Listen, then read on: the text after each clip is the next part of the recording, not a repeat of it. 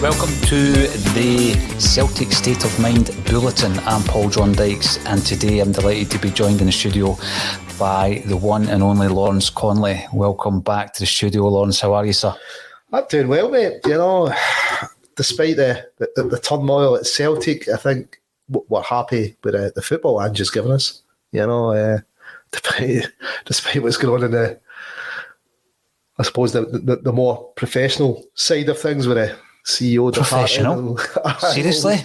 I was struggling for a word for it there, you know. It's kind of supposedly more professional side, so we say. Well, we will be having a chat about that. We spoke yesterday. There's quite a few points I want to cover. We didn't get a chance to cover yesterday, but we'll also look ahead, Lawrence, to the big game on Thursday night. It's a fairly early kickoff, 5:45 on Thursday night, and the challenge that Real Betis will pose to Ange Postecoglou's men, just as we start getting back to winning ways at the weekend. So let's start with that, because that leads us in to Thursday night, and we'll also have a wee chat about various other issues surrounding Celtic at the moment. Barrafield, for example. Let's have a wee talk about that, because I know you used to go down there as a kid and watch Celtic training. And we need to also focus on our former player, Craig Bellamy, who has moved away from the game for a spell to deal with his depression. So we'll be speaking all about that. But let's start off with the game against Ross County. We won 3-0. Fairly convincing, Lawrence. What did you take away from that we can use on Thursday night? Who has given Ange Postecoglou a dilemma? I'm thinking Montgomery. Obviously, if Taylor doesn't make it, I'm looking at Anthony Ralston / Josip Juranovic at right back. I'm also looking at the performance of Tommy Rogic, which wasn't great, I've got to say, against Ross County. Does he drop out? Do we bring Soro or McCarthy in? Quite a few questions to be answered, but we'll start off in the defence. Greg Taylor, you've been a big champion of Taylor since he signed for the club, Lawrence. How do we play this on Thursday night? He's obviously had the reoccurring shoulder injury. Do you go for Montgomery, who's looked pretty impressive in the few games that he's played, with either Juranovic or Ralston at right back? Or do you go for Ralston, the returning Ralston at right back, with Juranovic on the other side, as he did at Ibrox? That's a dilemma at the back. How do you deal with that? For me, kind of Europe's secondary this season, but I think I would play Montgomery at left back. He's looked good when he's come in. We're about developing players. And at right back, I'd probably stick with Juranovic just now. Give Tony a bit of rest. We've got a lot of games coming up. But at least we've got options in defence now. Kicked off this season. One right back. Could we put a back four together? Cameron Carter-Vickers, as good a debut as we've seen in a while. At least since Kyogo's. But it's who's your centre half's going to be? Starfelt seems to be growing into the role more and more. Welsh has performed well, so we've got a few options, haven't we? Which it wasn't looking like before we went on the mad spending spree, and brought all these players in that were obviously needed, and we're probably still a few short. Yeah, we are. We definitely are, and we're running with a kind of shoestring bench, I think it's safe to say, because when you look at that bench against Ross County, there are players on that. I mean, Scales and Urugidi have not made a first team appearance. They're sitting on the bench. You think to yourself, if we need to bring those players in against Ross County, then, I'm fairly comfortable with that, Lawrence. Moving into Thursday night's game, it's a bigger bench. We're going to have 9 sitting on it. And then you're starting to pluck younger players with less experience who, if you were to risk a player like Taylor, for example, and he gets an injury, you're then looking onto that inexperienced bench. So it is a bit of a concern, despite the fact that we brought 12 in. I was pointing this out yesterday. If you include the returning loanees, we lost 15 first-team players.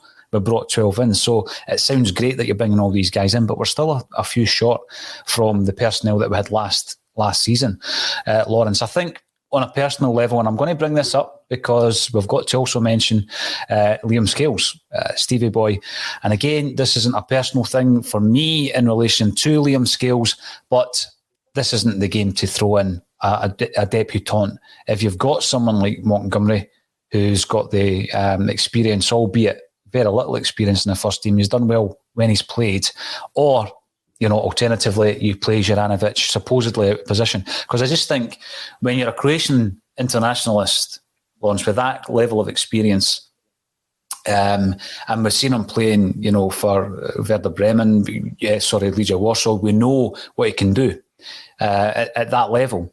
You've got to have confidence that he can switch from the right to the left. We've seen him playing against Rangers and he was comfortable there.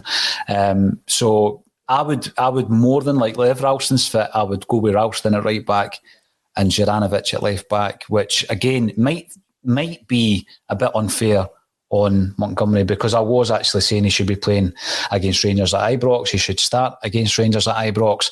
But since then, I've seen Juranovic playing at left back, and I think he's solid enough to be playing there.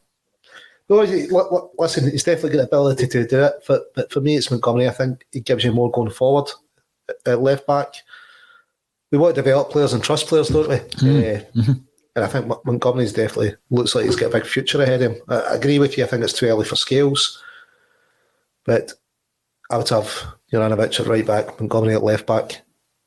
If you start with Ralston and Juranovic, one picks up an injury, Tony picks up an injury, you then move Juranovic over and then dropping Montgomery in. I think it's just got a better balance if you going forward as well. Montgomery gives us a bit of height, which we do lack a bit in defence. So, yeah, for me, it's Montgomery left back, Juranovic right back, centre halves. I'd probably go with Starfelt and Cameron Carter-Vickers. Carter-Vickers, as you say, an impressive debut. Done all of the basic defending that we shouldn't take for granted, because we haven't seen much of it done all that well in the last 12 months. Lawrence, he done all that kind of side of things.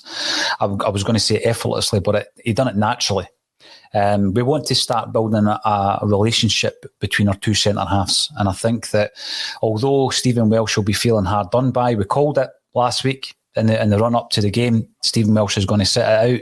You're not bringing in a centre-half of that quality and not playing him. And I think that, as the season progresses, Tony Ralston will probably fall victim to that way of thinking as well. You will play Juranovic when he's fit.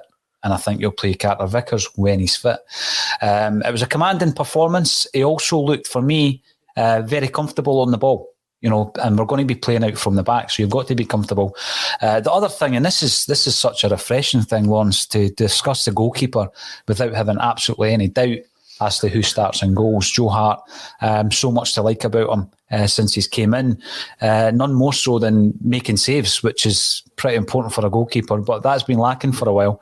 And a very important save when we were 1-0 up. We've gone up the park and scored the second goal 2 minutes later.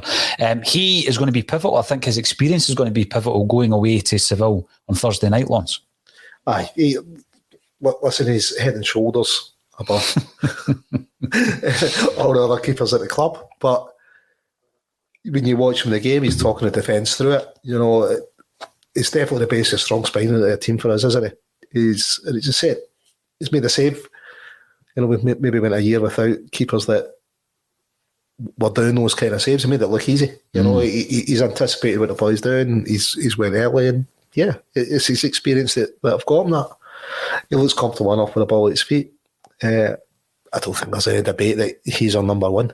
I think, luckily taking that pay cut to come to us. That's a huge pay cut he's coming to just to play football. It shows his desire. He wants to achieve things in his career. He wants to win things. See the thing though, right? And I'm looking at the TV screen at the moment. They're talking about Ronaldo and modern football with the incredible wages and the transfer fees. Surely there comes a point, though, Lawrence, where you've made enough money.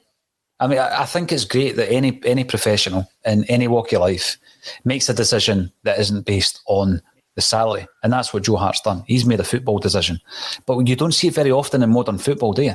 No, I mean, you're messing tears leaving Barcelona because he didn't want to leave. Well, take the wage cut. That was a choice for us to leave. I don't want to leave. I'm in tears. Well, take the wage cut. So you don't see it often enough. I think, after Samaras was a guy that said it, wasn't. He could go elsewhere and earn more money, but he wanted to stay and win trophies. And You don't want that kind of desire. People that want to be playing, people that want to be on the park and want to be playing for Celtic. Mm-hmm. And it's the exact opposite of some of the outgoing players, because you can talk about ambition and say, well, this is the level that I want to play at by going down south. But I think it was Jim Moore that made the point to me, if you go back 12 or 18 months ago and you look at the type or the calibre of clubs that were interested in Christopher Ayer and Ryan Christie and Odsonne Edouard, and you compare them to the clubs that they actually went to, then you look at this ambition, which is almost like the default position. You know, part of it may be ambition, but a lot of it is down to the wages. Of course it is. You know, you look at Chris Ayer, Paolo Maldini confirmed that AC Milan were interested in him. He was a player of interest to AC Milan. He's gone to Brentford. Now, I'm not being disrespectful to Brentford because they've got a very good setup there. And that was one of the clubs that Dominic Mackay, who we'll be talking about a wee bit later, benchmarked, you know, for Celtic. You know, he spoke about Brentford as an example of how to run a modern football club in relation to how they bring through the youth and how they work the transfer market, etc. And, you know, you look at Ryan Christie, who apparently had been interested in some Premiership clubs. There was also talk of him going to Sampdoria. And then all of a sudden, you know, when he goes down, he goes to his childhood idols, Bournemouth. You know, Arsenal, Leicester were said to be interested in Edouard, who eventually goes down to Crystal Palace. Now, we have started off the broadcast with an Axom logo at the bottom, but I know that everybody that's tuning in would much rather that Axom logo was replaced with Patrick McGilp. So let's invite Patrick into the stream just as soon as we all get the headphones on. And we'll get Patrick on and I'll reshuffle the screen in just a wee second. Patrick, how are you doing, sir? Not bad, not bad. Having a few Wi-Fi issues there, but I managed to get in. Not like you. It is not like you. I'm going to throw a little question over to you before I sort out the screen here. And the question is, the defence going into Thursday night, we've got a situation where Taylor is out with a reoccurring shoulder injury, but we've got Ralston coming back. So we're left with two right backs and young Montgomery. And of course, we've signed Liam Scales, but he's never played for the club. I feel that's a bit risky to throw anybody in if it can be helped. Lawrence wants to play Montgomery. I'm playing Juranovic out of position. How do you deal with the two full-backs, Paddy? Well, I'm actually quite a big Montgomery fan. I would have played him, I'd have started him against Ross County on Saturday there. I'm not sure about playing him away to Real Betis, I'll be honest. I'd probably consider playing Juranovic at left back like we did at Ibrox, to be honest. I thought it was, for a player out of position playing his first game for the club, I thought it was pretty good at left back, Juranovic. And I think Montgomery's more of an attacking fullback, whereas away to Real Betis will probably need to be doing quite a lot of defending. So I think I'm sticking with Juranovic at left back, and Juranovic at left playing back, Ralston at right back. Yeah. Again, centre halves, we've already got Lawrence's take on the centre half situation. I agree with it. I still think Stephen Welsh will be feeling hard done by because he's not done anything specifically wrong. It's just that obviously the manager has an idea of strengthening the squad. He brings in a player kind of last minute who has more experience than Stephen Welsh. He's acquitted himself really well in his debut, so you start with Carter Vickers alongside Starfelt. Is that something that you have an issue with, or would you run with that, Patrick? I didn't have an issue with it on Saturday there. I thought Carter Vickers was really, really impressive. I'm still not really convinced by Starfelt, but he seems to be persevering with him. I think if he was to make any more mistakes, I'm not sure, because he did persevere with Beaton for quite a few games and he kept on making the mistakes and eventually dropped them. So I think he's trying to persevere with Starfelt probably because of the price tag that we spent on him, the fact he was a European player. Mm-hmm. So I think it probably will be Cameron, Carter Vickers and Starfelt again on Thursday. I'm hoping that they can keep a clean sheet like they did on the Saturday. But I'm actually also quite a big fan of Stephen Welsh. I'd quite like to see him come back in. But if it's Carter Vickers and Starfelt, I'm more than happy with that, I think. Then there's a few other questions to be asked, a few other dilemmas for the gaffer to face. One of these dilemmas certainly is not the striker position, because we've got someone who's come in, Lawrence, who is much maligned in Albion Ajeti.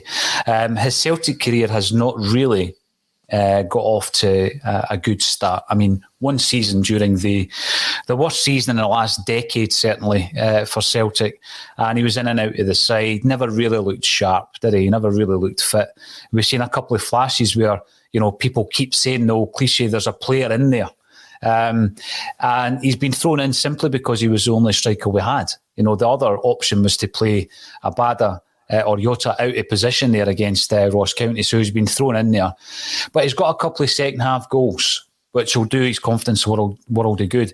Even if Giacomakis was to be fit for Thursday night, I think that Postecoglou, would run with Ajeti anyway. Yeah, he scored 2 goals. One a cracking header. It was a difficult header. I think when he first came in, was it 4 goals, 5 games, and then obviously fell away. He didn't look fit last season. Definitely looks a lot fitter this season. I don't think there's much of an option up that front. I think for me it's Albion Ajeti leading the line. My only concern about Ajeti is quite a few times, Patrick, we've seen Jota, making runs or looking for someone to be into space. And there wasn't that same link-up that I think you're going to get with Kyogo now. We know that Kyogo is I would suggest he's a different level. We actually paid less money for Kyogo than we did for Ajeti.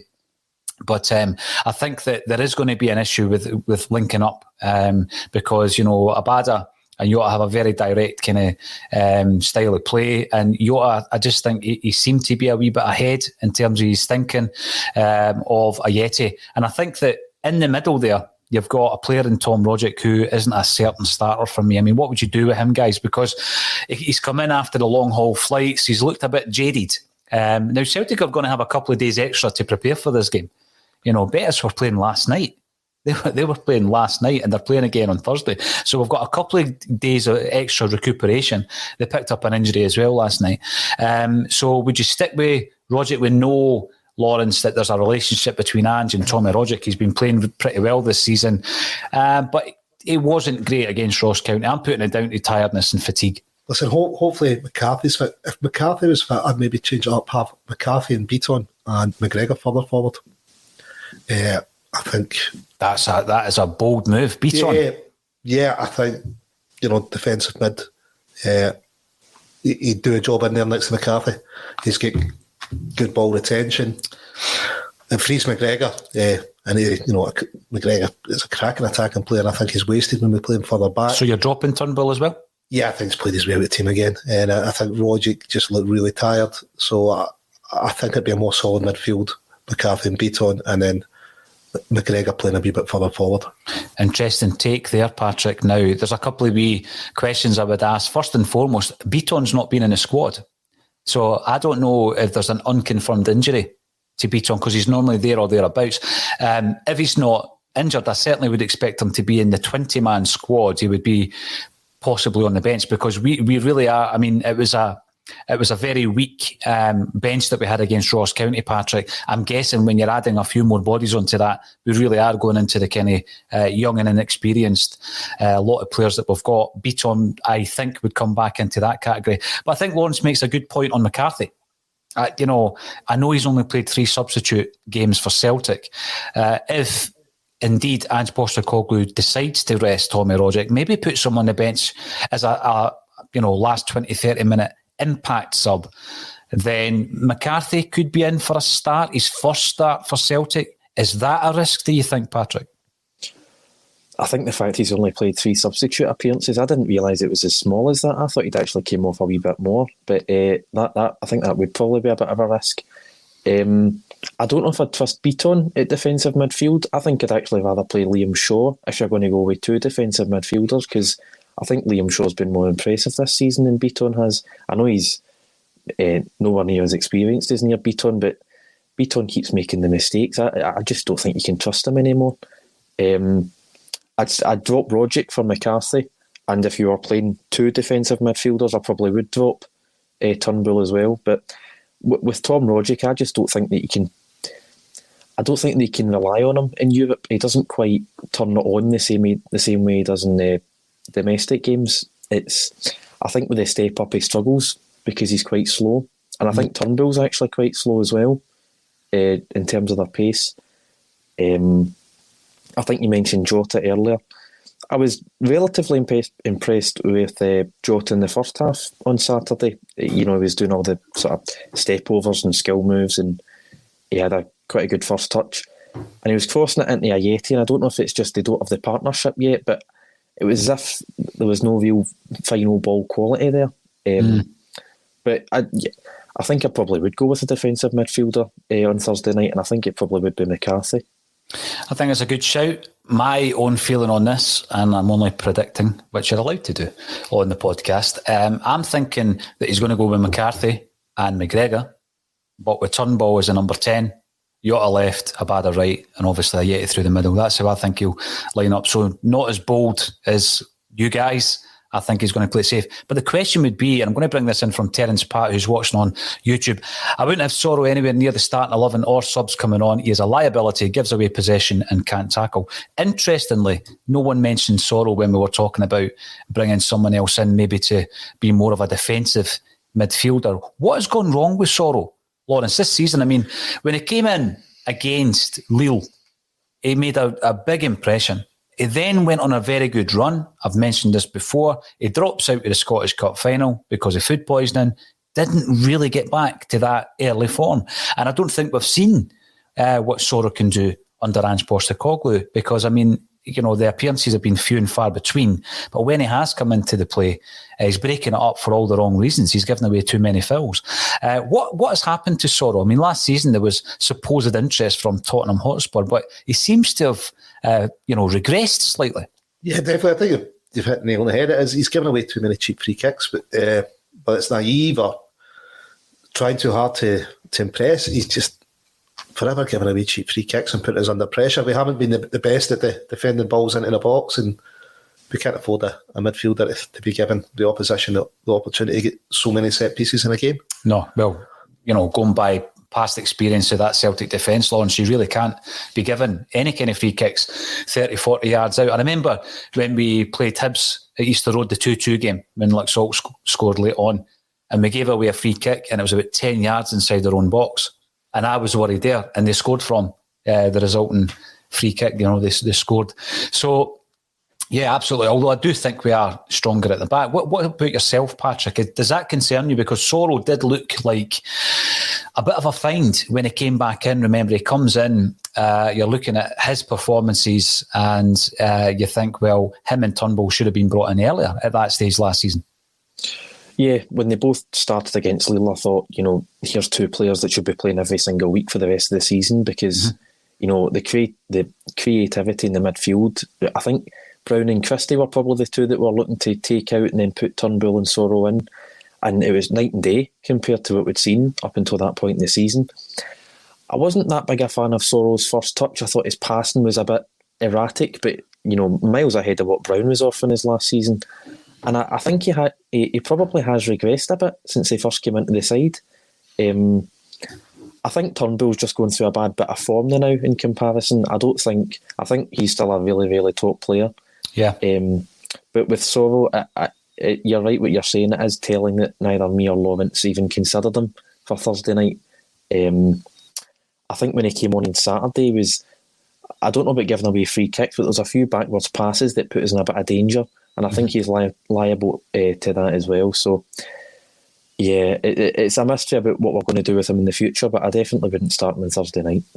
It just shows you, again, as well, how many players, when a new manager comes in, are totally revitalised. Others don't, it just doesn't suit them. It's an interesting one. And hopefully it's something that Ange Postecoglou can solve, because I think we've seen enough in his early performances last season to say that, we could mould a player out of him. And I hope that is the case. I mean, you look at the transfer of Ncham, one of the worst bits of business you can imagine. One moment you're getting, apparently you're being offered £12 million from Porto. 18 months later, you're actually paying money to get his contract ripped up and he goes down south and signs with Swansea. And you don't want a situation where we lose a player where there definitely is potential there. And I think there is potential in Soro. I agree with you on Turnbull, by the way. I would keep playing him. I think he can play his way out of this, as he has done in the past. He's had a wee dip in form at the beginning of the season. He came back strong. And I think that in order for him to prove as well that he can do it at this level, you've got to give him the confidence of a start on Thursday night. Now, when we're looking ahead to that game, we thought for a while that Celtic fans would be able to travel to Seville once again and do the club proud over there, as we did back in the day in the UEFA Cup final. That was quickly removed from Celtic fans' diary. So we will be tuning in any way we possibly can on Thursday night. How do you reckon? I mean, we're looking at a situation here, Patrick, where we've gone into the early rounds of Europe with one right back. And we joked months ago, we're going to be starting with Ralston at right back. We went into that game with one first-team right back. We went into the game with, two centre-halves. And then when one of them, who is a converted centre-half, gets sent off, we then have to pull in and give a debut to an 18-year-old in Dane Murray, who I thought equipped himself really, really well. And you think to yourself, after the transfer window, we're not going to have such an issue with that. We're going into this game on Thursday night and we've got one striker. So, it's just the same problem, but in a different area of the pitch. So we're having to play the one striker that we've got fit. If we are able to come through Thursday night with anything, a point, for example, I mean, it's an incredible job Postecoglou has done, given the circumstances with the personnel, Patrick. I would definitely take a point right now, because I think Betis are a really, really good team. It's funny how this seems to keep on happening. I'm not sure if we're having poor transfer windows or we're just the unluckiest team in the world, because we had 4 strikers against Ferencváros last season and all 4 were unable to play. I think 3 were unfit and 1 was injured. So it's absolutely phenomenal that this keeps on happening to us. I think earlier on in the season with Midfield, it was just poor management from the board. You're almost at the end of July and you've only got 2 centre-halves and 1 right back, and you know that 2 of those 3 players definitely aren't good enough. But yeah, it's also quite funny how we were saying, we're going to go into a European campaign with Ralston at right back. How terrible is this? And by the end of that European campaign, he's probably one of our better players, So, yeah, I mean, I'm also not a fan of these. I think it's bad communication from the club, because you were saying earlier about Beaton. We don't know if that's a new injury. There's been no communication whatsoever. And then with Giacomakis, I'm just assuming that he's unfit. I don't know if you two know anything, but I don't think he's injured. I think he's just not ready to start. I don't know if that's the case. So, yeah, I'm hoping Maggette gets some newfound confidence after those 2 goals on Saturday. Yeah, I hope so as well. I mean, give us a wee prediction, because I won't be speaking to you guys before Thursday night. Patrick, starting with yourself. I'll go for a 2-2. 2 each, I'd be happy with that. And it wouldn't surprise me either if we concede a few. But going forward, with the creativity, Jota and Abada, again, it wouldn't surprise me if we did get a 2-2. What about yourself, Lawrence? I'm going to go 2-1 Betis. I just think the level that they're at,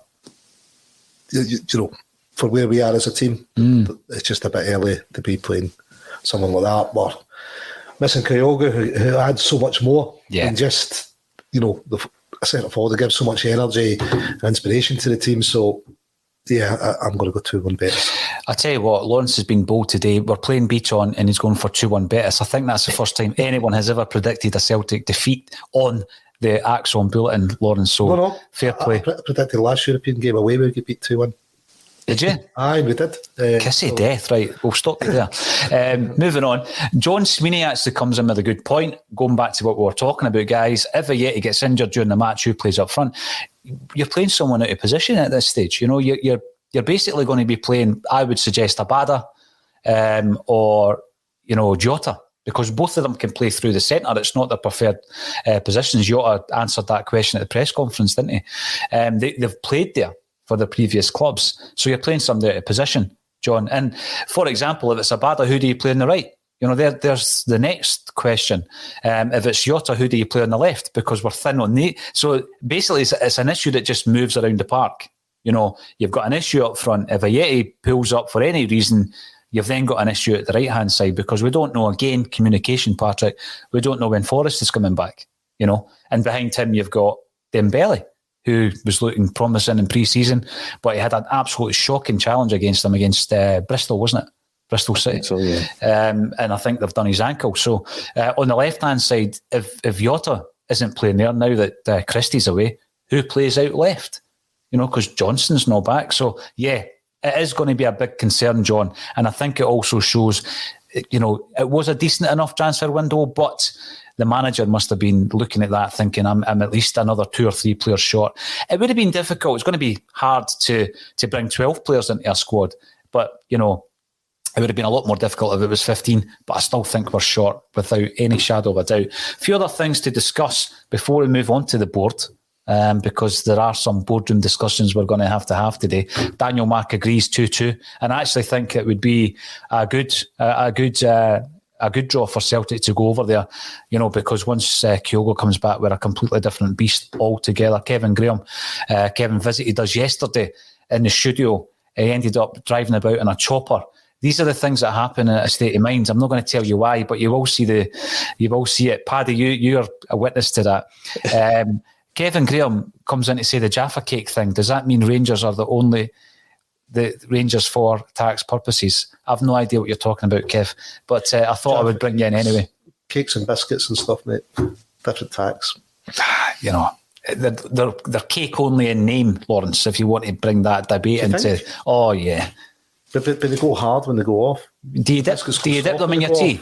Do you dip them in your tea? I don't drink tea, mate. So, can you trust somebody that doesn't drink tea, Patrick? I'm worried about you. We're getting beat 2-1. Beaton's playing and you didn't drink tea. We need to move on. We mentioned Craig Bellamy. Obviously, Craig Bellamy had a short spell at Celtic under Martin O'Neill. He came in and he made a big impression, didn't he? I mean, we won the Scottish Cup in O'Neill's final game in charge, 1-0 against Dundee United. There's the famous hat-trick against Dundee United at Tannadice. He relished playing against Rangers. He's one of these players, Lawrence, that Celtic fans took to our heart. Is that because there was a rebellious nature to Bellamy throughout his career? We kind of take to players like that often. I mean, we were talking about Johnny Doyle last week with Paul McQuaid. We like people who are rapscallions, and he had a wee bit of that about him, didn't he? Definitely, but it's probably more his goals. Let's be honest. Especially that hat trick. Top draw, wasn't he? It was absolutely top draw. Shame we couldn't keep him, but that was another season we needed a rebuild, wasn't it? And that's why we couldn't keep him. Yeah. It was either spend all the money in Bellamy or rebuild.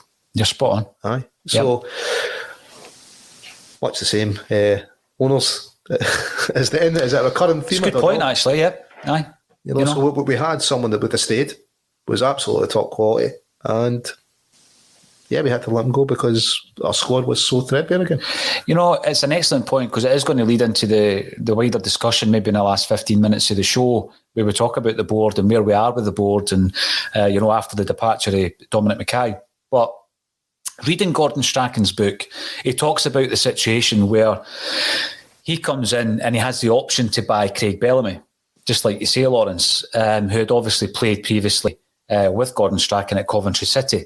And Gordon Strachan wanted to pair up Craig Bellamy with John Hartson because they had played together at Coventry. There was an understanding, and he liked that idea of having those two guys up front. And quite frankly, looking back, no wonder. I mean, what a great partnership that would have been.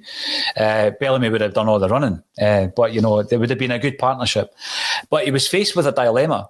And a lot of people look at that point of O'Neill's departure and Strachan coming in as a massive downsizing.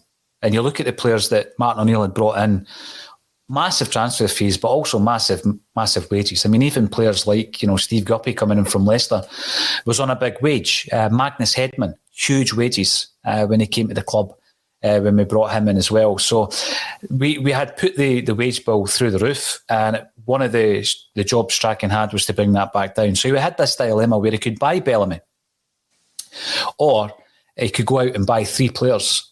And the 3 players they eventually decided to buy, as much as he loved Bellamy, was Magic Zuraski, a guy called Nakamura, I think it was, and Artur Boric, who initially came in on loan, and then, the loan deal was made permanent. So he had to wheel and deal, if you like, And then slowly but surely, a lot of the big earners were phased out under Gordon Strachan, Chris Sutton, Neil Lennon eventually, John Hartson, Alan Thompson. So a lot of the big earners were pushed out. But it was unfortunate because I would have liked to have seen, Patrick, a full season with Craig Bellamy, firing on all cylinders at Celtic Park. Yeah, I mean, I'm not old enough to remember Craig Bellamy, unfortunately, but I've heard that he totally dragged us in that 2004-05 season because obviously Larsson left for Barcelona and he was basically the striker that was left to score all the goals that Larsson couldn't anymore. And very unfortunate last day of the season, last 3 or 4 minutes of the season, we lose the league that season. I think, as you were saying there, obviously Strachan fancied doing his own thing, bringing in 3 other players instead of Bellamy, and at least 2 of them were massive successes. I know Zawadzki scored a couple of goals, but Nakamura and Boric, club heroes, go down in history, remembered forever as fan favourites. But yeah, sometimes it's just not meant to be. It's like Patrick Roberts, he comes in, does well on a loan, obviously doesn't fancy coming here permanently, or the club don't really fancy bringing him in, and it's just, you wonder what could have been, but sometimes you've just got to be fond of the memories that you've got instead of sort of wishing what could have happened. Mm-hmm. Yeah, there was a point during that transfer window where I would have taken Boric and Nakamura back, Patrick, at the age of 42, combined age of 84, for the European campaign. Now, the reason we're talking about Craig Bellamy, and by the way, I've got to mention as well that he gave us a lovely message at Christmas time when we were doing the charity weekender. He'd been over working at Anderlecht because obviously he followed his ex-teammate over there and he was coaching over at Anderlecht, and he's taken a step away from football to deal with his depression. So it's always important to raise awareness at all times. So we're talking about Craig Bellamy in that respect, as well as being a fantastic footballer back in the day with Celtic and many other top clubs, including Newcastle and Liverpool. And Coventry before that, who you'll not remember it, Patrick, but they were a top club as well. Coventry City were in the top league for a record amount of unbroken years before they were relegated. And once they were relegated, they were one of these clubs, Lawrence, that just, they fell into that system in English football where you can fall away. I mean, growing up, Luton Town were always in the top league when I was growing up. Sheffield Wednesday were always in the top league. Leeds United. The Coventry first team with Shadow Stripe, wasn't it? The Shadow Stripe Strips won the cup. That's right, yeah. Hummel. They were. Yeah. Cracking team. Keith Houchin scored that day and they're up playing for Hibs. Anyway, we're boring Patrick because he's from a different generation, right? But we bring up the story of Craig Bellamy because it's something that you've always got to try and raise awareness of. Mental health issues of any way, shape or form have to be spoken about. And I think that it's high time we did bring it up again on the broadcast, because you think about the last couple of weeks that certain people have endured in terms of online bullying and harassment and the effect that it's had on them. Very, very close to Axom as well. So you've got to put a stop to this when you see it happen. I've seen it myself.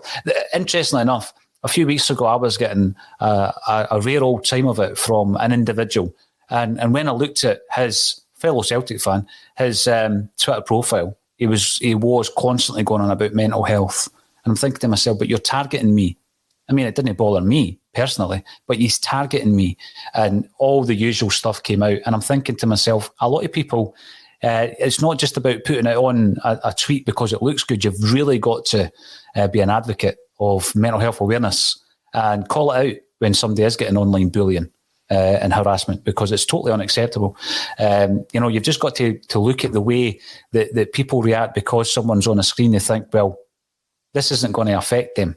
I can say or do whatever I like. It doesn't affect. I'm not talking about us per se, but just in general. So Craig Bellamy is suffering depression and he's fighting that. So we wish him all the very best because he was a big player for Celtic back in the day. I loved watching him.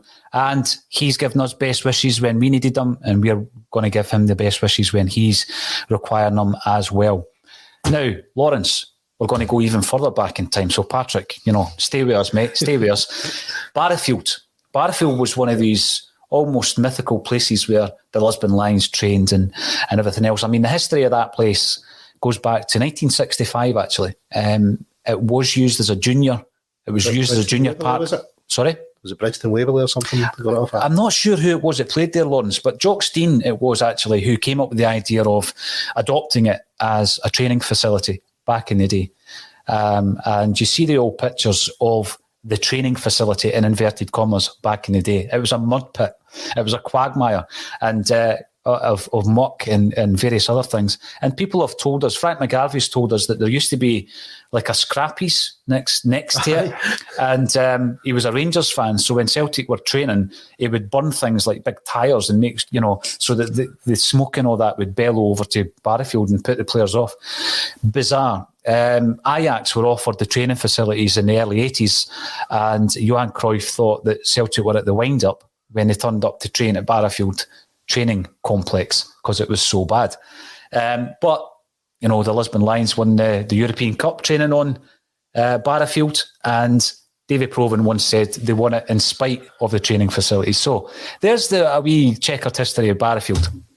It's now going to be redeveloped. So planning permission has been granted by Glasgow City Council in relation to the changing facilities, an indoor gym at this moment in time. There's also a pending application for an indoor training facility. Now, this is something that, we thought we were leaving Barrowfield behind back in the day, Lawrence, when, Lennoxtown was unveiled back in 2007, it was now, unveiled up there. Do you think that Lennoxtown has been the success we thought it was going to be? I mean, obviously Barrowfield can be used as a training facility by, for example, the ladies team or the Colts team, as well as when required by the first team. But has Lennoxtown been a success? Well, I thought we were leaving Barrowfield before that when McCann left and he promised the money, said, look, Celtic will give you the money. Yep. What was it, 50% he was going to match, just build a facility and obviously the board let that come and go without, they were too late to take advantage of McCann's offer. Has Lennoxtown been a success? Well, it's already dated. We don't have an indoor pitch, do we? And I'm not saying for a minute that Barrowfield's replacing Lennoxtown. I'm just saying that obviously Lennoxtown was us moving away apparently from the Barrowfield complex. But there has been quite a few complaints up there about particularly the indoor pitch. It's already dated. I think that's one of the things Ange has come in and said, we need an indoor pitch, we need proper facilities where we can train all year round. I think anytime I've been up there, especially in the winter, it's fairly cold. I don't know if it's much colder in Barrowfield, but Barrowfield being lowered down, or, right next to the river, you think the ground would be a bit softer than up there. The players we've had through, have we had enough through? Since we've had Lennoxtown? Since 2007. I mean, it's a debate. It's a debate you could have, to be fair. Yeah, that's why we're spending the money. Obviously first team training, but you want to be bringing your youngsters through as well, aren't you? Yep. I think we're hoping for a lot more. We're hoping for a conveyor belt, shall we say. Mm-hmm. And it's maybe Ange's the man to kind of get that conveyor belt, because we've talked about, with the death of the reserve league, of the under-23s, under-21s, whatever you call it. We're now trying the Colts, which to me is too low a level. There's definitely been a gap between under-18s and first team and how we bleed them in. Maybe Ange is the man to do that. Yeah, you need a manager that's going to give youth its chance, don't you? And especially games like Ross County, Patrick touched on it. Montgomery could have been playing at left back, but that's a game that maybe under Ange we'll see more and more youngsters coming into the team. Whether that's because we've been lacking squad numbers, but he comes with the reputation of developing youngsters, so hopefully we see that this season. He does, and I think that also comes in if you're thinking about the bigger picture that Ange will be looking at. Patrick, he's mentioned the fact anytime he's asked about his coaching staff, he always comes away and says he's happy with them. He's not going to tell us publicly if he wasn't anyway. But what he has underlined is the fact that he does need other staff, and he's talking about what I guess are now deemed as normal positions at a football club when you're looking at data analysis and sports science, and he's talking about that side of the game. And as well as the staff, you need the facilities. You need the facilities in order for them to undertake those roles as well. So it would be great to have an additional facility there. But when you're seeing, for example, Leicester City unveiling their new training complex, and it looks like a different world to what we've got, I still think that it's something that we are miles away in terms of a modern football club having the best facilities possible to rear your talent, but also to develop the players that you've already got. I mean, back in the day, did we even show players like Paolo Di Canio and George Cadet, Barrowfield? Did we show them? I think we showed them coming from AC Milan. We'll show you Barrowfield. I think we showed them the oxygen chamber that Brian Scott got. If you remember, that was the splash of the year, wasn't it? We've got an oxygen chamber to help recovery. Yep. Wonder where that is. Probably still using it. Interesting. So Patrick, I mean, where are we as a club when it comes to the facilities, the training complex? Because I know that it's a different world in terms of finance down south. And you look at the Man City training complex, it's just unbelievable. But, Leicester City have unveiled something of absolute beauty. And you think to yourself, wow, how can we keep a manager like Brendan Rodgers when they're offering you that? How can we keep a player like Ozan Edouard? Or, people criticise Brentford, but just have a look at the football club. Look at where they're going. And Ayer, is looking at that and thinking, well, that's a lot better than what I've got up the road in Glasgow there. So that frustrates me because there's a much bigger picture here, isn't there? 100%. And what Lawrence said about 5 minutes ago, that's the first time I've heard that Fergus McCann was willing to front up 50% for a new training facility, and the Celtic board never took it up. I've never heard that before. So it just shows you how slow we were to act even back then, 20 odd years ago. I think if we're going to use Barrowfield, it's definitely in need of an upgrade. It'll be interesting to see if the upgrade happens, because obviously we get planning permission from Glasgow City Council for the hotel and the museum, and we only had planning permission for 3 years, and it's since expired. So we got that permission and then just didn't bother to use it. So hopefully we'll actually follow through with this and redevelop it. I think it's mainly for the women's team and the junior teams, but yeah, certainly in need of an upgrade. And what you're saying there about an indoor pitch, I think if, Ange is probably the best person to consult on that. If, I've seen other teams, certainly Premier League teams, and as you say with Leicester, they've got an indoor pitch. It helps in the cold weather. And I don't think it'd be a surprise to anyone to find out that we are lacking in the football analysis department. That, I think we had that, we had a young guy who Brendan brought in. He was running his own blog while sitting in the stands as a university student. Brendan brought him in, and then Brendan took him away again to Leicester because he was so impressive.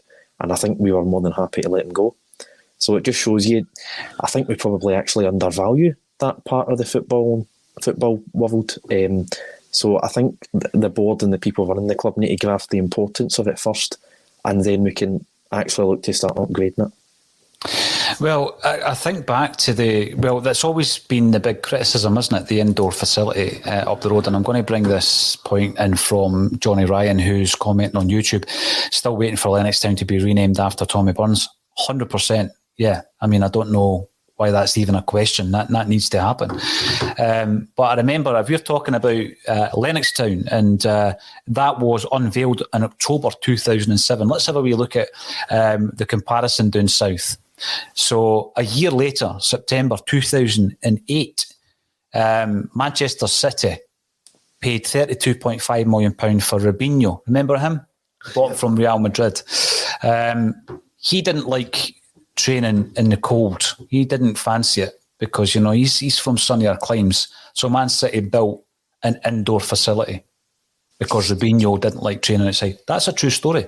And when you're looking at that situation, at that stage, we're building Lennoxtown with something that looks like a gym hall as an indoor training facility.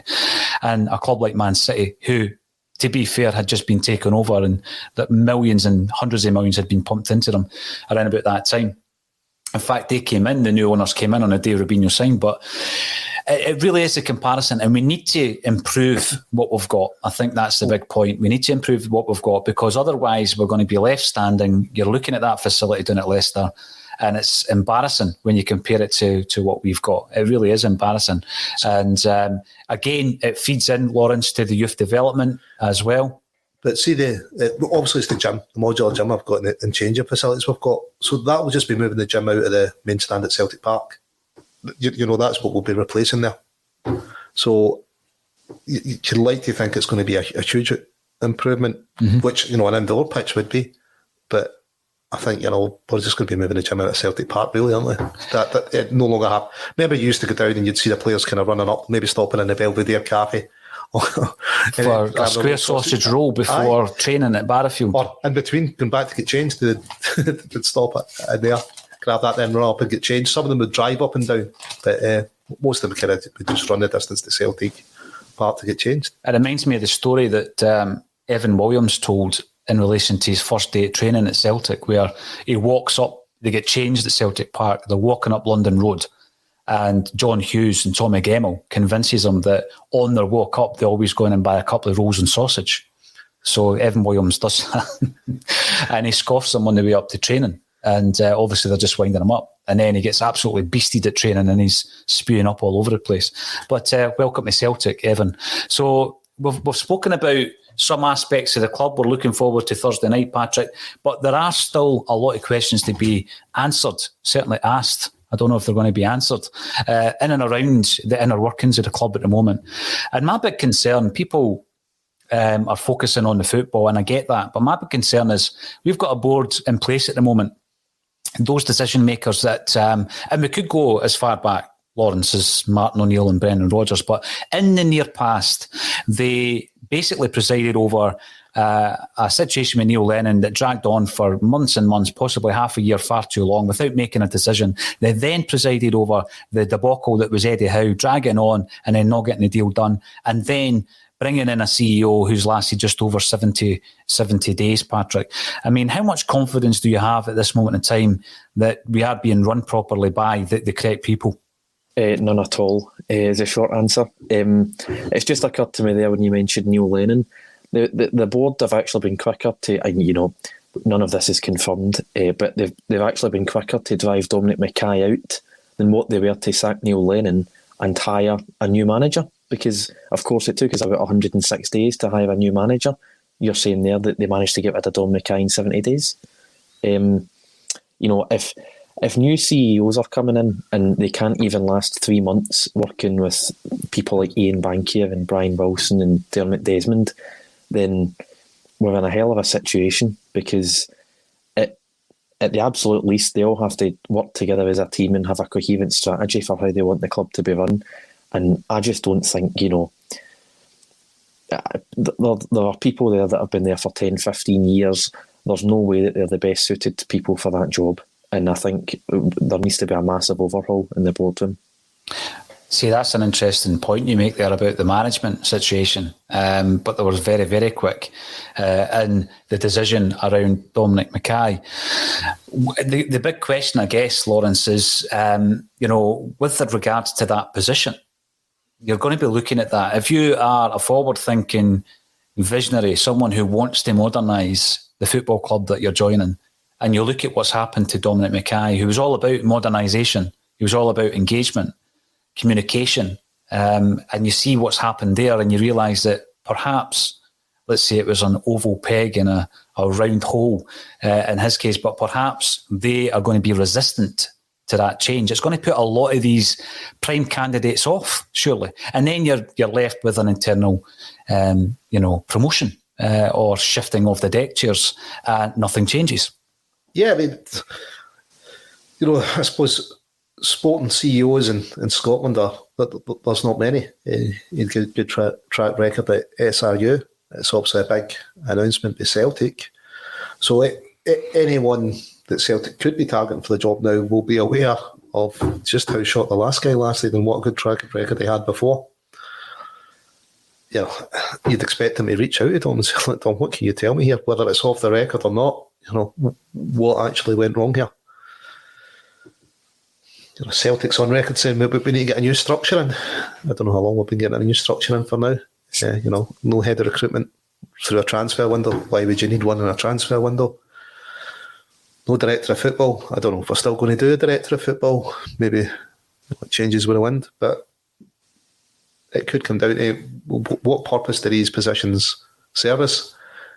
What purpose is the board serving? It seemed to be the Dermot and Peter show, just straight to Dermot to tell Peter what to do, and that's how things were getting run. So what purpose is the board serving us? If obviously we lost Ivan Tory, he was in the building. But we got Albion Ayeti, and hopefully he has scored 2 goals and hopefully he continues. But Lawrence is on the wind-up today, Patrick. He's now bringing up Ivan Toney again. I'm just waiting for John McGinn for a full house.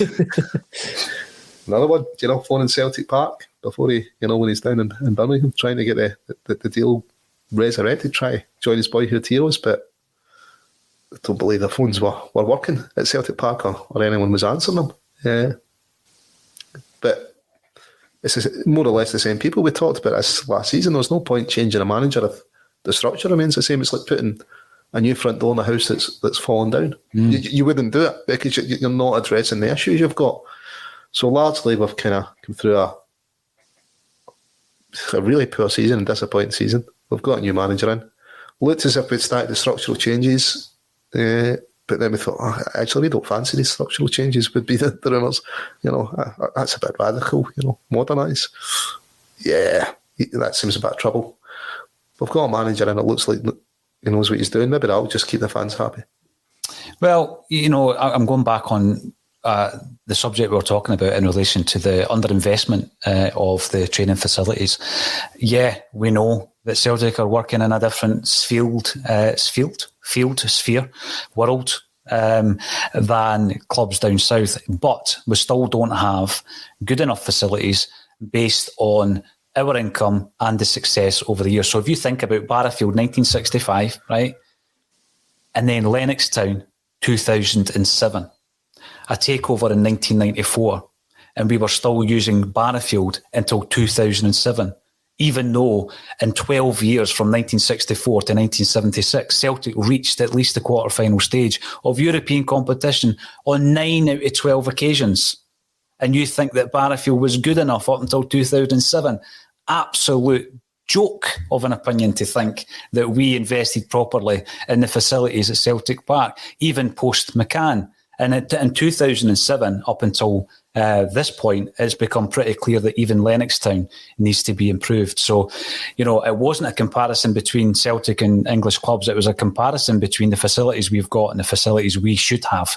And only now we're looking at Lennoxtown all these years later, 14 years later, almost 15 years later, to say maybe it's not a good enough facility. Well, our strategy is obviously to develop this because we can't afford to compete with anyone in the EPL for players. To do that, you're going to need better facilities. It's like, well, listen, here's the strategy. We're going to try and develop our own players, but we're going to make it even harder. What we're going to do is not invest in the facilities for them. It's a minimal investment, it would appear. Someone else was asking about modernisation. Isn't that modernisation? Isn't training facilities, isn't that part of a modernisation of a football club? We will never know the full story in relation to Dominic Mackay and what the proposals were to the club in terms of his vision. I mean, was he wanting to implement a strategy whereby we did have a modern facility where we could rear our own Lawrence as well as develop those at the club? But I'm now looking at a point that was made just the other day on the Bulletin, and a very good point indeed, in relation to the most important person at the moment at the club being Ange Postecoglou, and I absolutely agree with that. There's been comparisons made, again, Patrick, you're going to have to check out the Celtic Wiki as we're talking here before your time. Comparisons made about the Wim Jansen season in relation to the fact that we had a lot of players on the way out. We've lost big players this season. We've got a manager with no prior connection to the club coming in. Didn't he come from Japanese football as well, Wim Jansen? Yep. There you go. So there were comparisons made there. We lost 2 of our first 4 league games, etc., etc. The big comparison I don't want to be making is that Ange Postecoglou only lasts a season. That's the big one that I don't want to be making.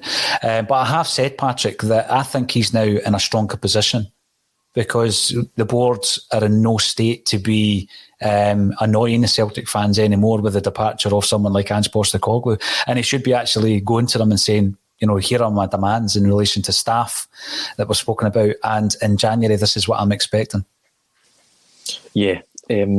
It's. I think he probably does think he's in quite a strong position. I wonder how strong that actually is, if I'm being honest, because, it would be an absolute unmitigated disaster if he was to walk away. He is like the one saving grace at the moment, apart from a few of the key players that we've brought in.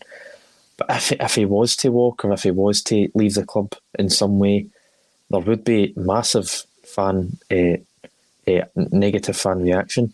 But I'm not even sure what that achieves anymore, because we had protests outside the stadium last year, and then at the AGM a week or two later, the board all get 99% endorsement from the shareholders.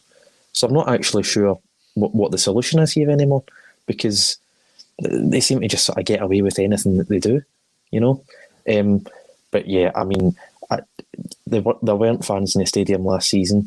If Ange was to leave because of the board in any way, I think they would really, really struggle to sell season tickets, and I think revenues would go down, and you know, we could be looking at a very, very bad situation. So they absolutely have to back the manager, because he's the one saving grace at the moment.